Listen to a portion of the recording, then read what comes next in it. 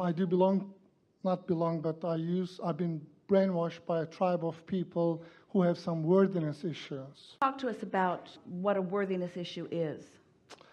Worthiness issue is really allowing it, what I know, and I've brought... Because a worthiness issue, what a worthiness issue is just someone who misunderstands how the laws of the universe work. And so they are not getting what they want, and so they think something's wrong with them.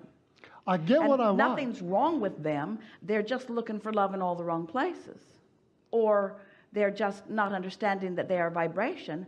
Or, do you know what the dominant reason for anyone who has a worthiness issue is? They have plenty of negative emotion and they're willing to put up with it. Willing to put up with it. And the only reason that anybody would be willing to put up with negative emotion is because they don't know where it comes from or why they've got it. So you could cure unworthiness in a few minutes with anybody, with everyone, if you could just convince them that the reason that they feel that feeling of unworthiness is because Source is rooting for them and they are rooting against themselves. So that's sort of a no-brainer. Well, of course, that's the epitome of unworthiness. I am rooting against myself. But it's just a habit of thought. It's just a habit of talking in opposition to what you want. That's all that it is. When you talk in opposition to what you want, you hold yourself at vibrational discord. So what you want can't come. And then you make up all kinds of really weird stuff to explain why it isn't coming to you, when there isn't any reason that anything you want isn't coming to you other than the fact that you keep noticing that it isn't coming to you. And that's why you got to talk to them about the emotion. You got to say to them, you can't care that it isn't there. You got to find a way to feel good even though it isn't there, and then it will be there. I bring it to me. We've had this discussion, you and I, a few times now. I get it, I manifest it, and then I crumble it and I poop on it. I just throw it away. It's not even I'm talking it, I'm managing to manifest it despite my hard programming. I get it. But you see, you're arguing for it now. Just by telling us that story, you're keeping that vibration alive. It's like if you could see yourself as a transmitter. And so there are desires and there are beliefs. And belief is usually about the reality that is. What people are mostly believing. That's why there are so many realists who don't want to listen to Abraham, because Abraham's talking about things that are, that's why science moves so slowly, is because they're looking at the reality of things instead of the vibrational beginning of things, you see. And so that's why we're saying, in order to understand this and become effective at it, we have to start in a beginning place. So these are the things that first must be understood, and it might take a little while. First, you have to accept that this is a vibrational universe, and that it is the translation of vibration that is happening. Even when you see something, it's a translation of vibration. So everything is translating vibration. Vibrations are all being managed by law of attraction. You get what you think about. In other words, these are just the basic precursory things that must be understood by anyone. But then soon we want to get to the place where we can say to you that when you focus upon what you want and it feels good, there's no split in your vibration. And if you can manage to stay with no split in that vibration just for a little while, manifestations will occur to you. So the way we teach worthiness to people who are having a problem with it is by helping them to find some subject that they don't have a pattern of negative thought about. And we just visit with them about this subject that they don't have a negative pattern about long enough to get it active in their experience. And then we say, watch for that. The universe is going to bring you evidence of this. And when it comes, acknowledge that you accomplished that.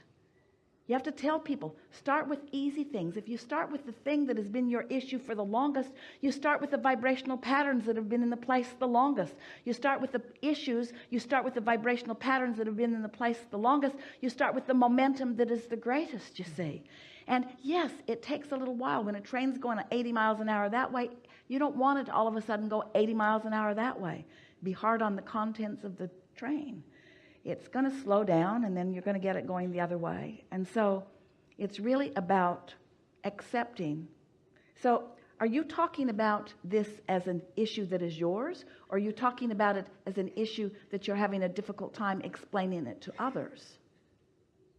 Issue with myself. All right, so let's talk about this.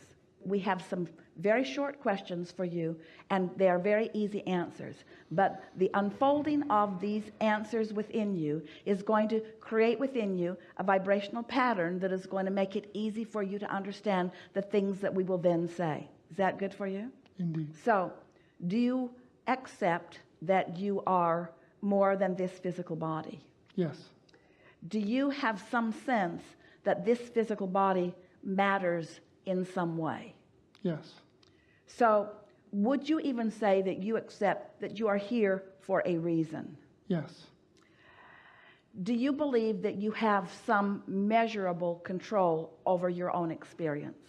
Yes. Do you believe that action is part of that? Yes. Do you believe that there is something even also, we won't say more quite yet, something other than action that is responsible for what happens in your experience? Yes.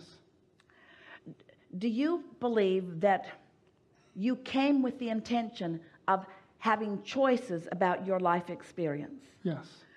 Do you think that your life experience has served you well in helping you to discover what you like and don't like about this experience? So far, yes. Do you believe that you have a reasonable ability to focus your thoughts? Yes. When you focus on something for a little bit of time, can you feel something that we are describing as momentum? But Yes. can you feel a visceral, can you feel momentum? Can you feel the difference between contentment and elation in terms of momentum? Can you feel the difference between frustration and rage? Yes. So you can explain momentum through your emotions. Mm-hmm. Does it feel logical to you that when you focus upon something and have a feeling response to it, that there is some power in that? Yes. Can you feel when there's more momentum in a thought and when there is less momentum in a thought? Yes. Does it feel logical to you that a more momentous thought would have more power, Yes. more manifesting power?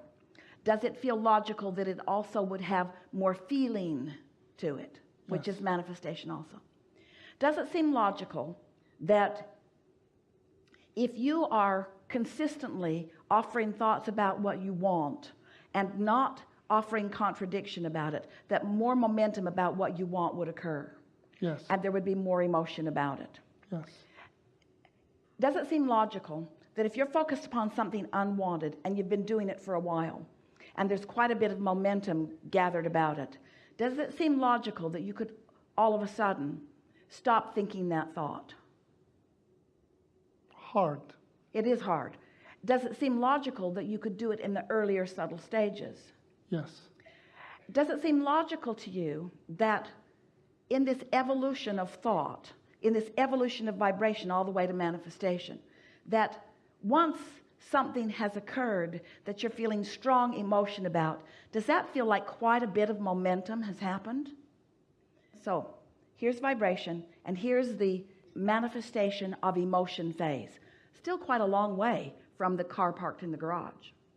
So as you are focused upon this emotional manifestation, does it feel to you that you can discern the difference in stronger momentum and faster momentum and slower momentum? For the most part. So does it seem logical to you that if you are sensitive to your vibration, in other words, if you care about how you feel, does it feel logical to you that when that emotion begins and it feels a little off to you, that if you could change your focus right then and there, that you could keep that momentum from taking hold? Yes. Because we want to say to you, once strong negative momentum is underway, and to the point that you're feeling strong negative emotion, you are very short before you're going to be to a manifestation that you don't like. Does that play out in your own experience that you've lived? And in like manner, when strong positive emotion is experienced, it's a very short time span between full manifestation playing out. So, does it feel logical to you that if you keep finding yourself in an emotional place or a fully manifested place that you don't want to be, that the solution to that is just care more about how you feel and catch it at the earlier subtle stages? Don't wait until you're into anger or into an experience that is negative and then try to do the work. That's not the time to do the work. That's the time to take a nap. That's the time to use any form of distraction that you can. That's the time to move yourself as best as you can away from the condition that seems to be the inspiration for the strong negative emotion. Now, this is something that we really want to talk to all of you about, because sometimes we think that you misunderstand. We say you create your own reality, and we say, and how you feel really matters, and we say we want you to not be such conditional livers of life. And sometimes Esther said to us the other day, Abraham, I thought that what you've been saying to me is that I should be able, no matter what the condition is, to focus so purely upon what I want, even if there is a condition that is so close up to me that is unpleasing to me, that I should be able to focus completely upon what I want. And we say, we would like it if you were able to do that, but if you keep getting called to the condition, sometimes the easiest path of least resistance is to move yourself away from the condition that keeps being the inspiration for the negative emotion. Does that make sense to you? Path of least resistance says, when you're taking a path somewhere, do you get on the highway that is the bumpiest? Oh yes, I think I will get on this bumpy road. I think I will get on this really bumpy road. Why? Because I want to prove my worthiness. I want to prove my ability to endure the things that don't feel good. Isn't it interesting how this all ties together? It's like you're trying to prove that you're tough enough to endure the things that you do not want. And this has nothing to do with path of least resistance. Path of least resistance says, make yourself comfortable. Path of least resistance says, do anything and everything that you can to hold yourself in the vibrational frequency of feeling good. Because it is only when you feel good that you are in the vibrational frequency that allows you to be the translator of the things that are good to you. You see what we're getting at? Do you feel how that all ties together? Yes. That's a really powerful revelation or realization, isn't it? If you care about how you feel, you might make one decision. If you care about how somebody else is perceiving it, you're likely to make another decision. And so many of you have been trained to provide the service for the others. So you disregard the early subtle stages. You disregard it even when the stages get bolder. You disregard it, you endure it, you buck up, you persevere, you push through, and then you wonder why things aren't going as well as you'd like it to. And we say, because you've practiced suffering. You've practiced suffering. You've practiced becoming vigilant and valiant and tough. You've practiced ignoring your guidance system. You've been practicing the path of most resistance for a really long time. And then when you get to some place that you don't want to be, then you say, oh, well, I'll just do a focus wheel. I'll do a process. And we say, make it easier early on. Take the path of least resistance. If something doesn't feel good to you, don't turn the television program on that upsets you, and don't call the person that is unpleasant to talk to, and don't spend your time doing things that don't feel good. Give yourself the vibrational opportunity to connect with who you really are and then move forward. And what you're going to begin to discover is the more you clean up your vibration, there are going to be people around you that say, hey, I haven't been seeing as much of you. And say, I know. Because it's easier for me to love you from a distance. And loving you is what I want more than life itself, because it is life itself, you see. And so once you decide that you're going to care about how you feel, what's going to begin to happen is you're going to click into that broader perspective, and then worthiness just becomes a non-issue. We think that that was a really good conversation about everything that is at the basis of this.